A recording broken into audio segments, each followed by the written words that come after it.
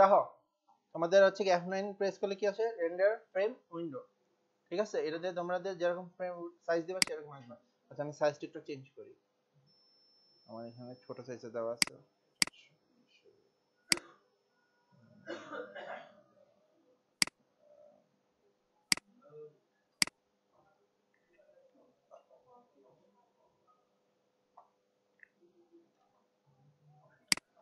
দাও এখানে আমি রেন্ডার দিছি, ঠিক আছে, এখানে আমার render to area to render, মানে আমার কতটুকু এরিয়া হবে তার উপর বেস করে আমার রেন্ডার হবে। ভিউ দিলে তো আমার পুরোটাই চলে আসবে।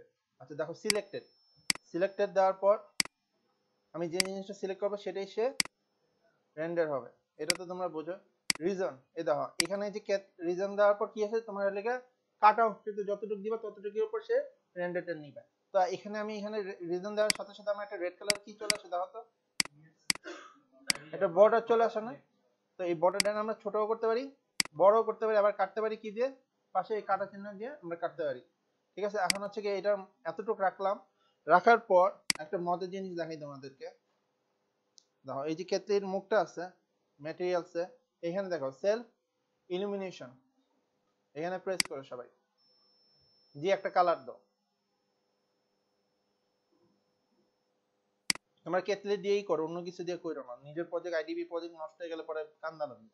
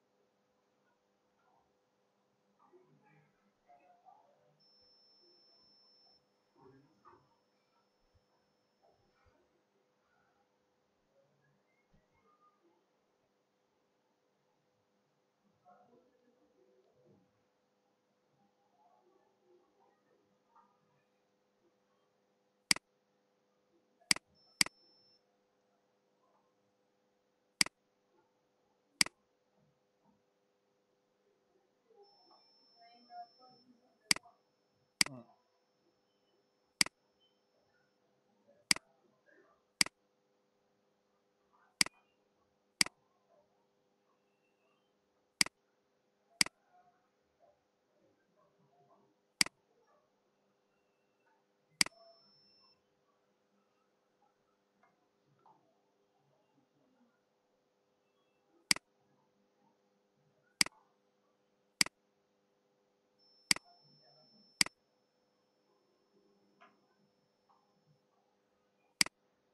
সবাই করছো?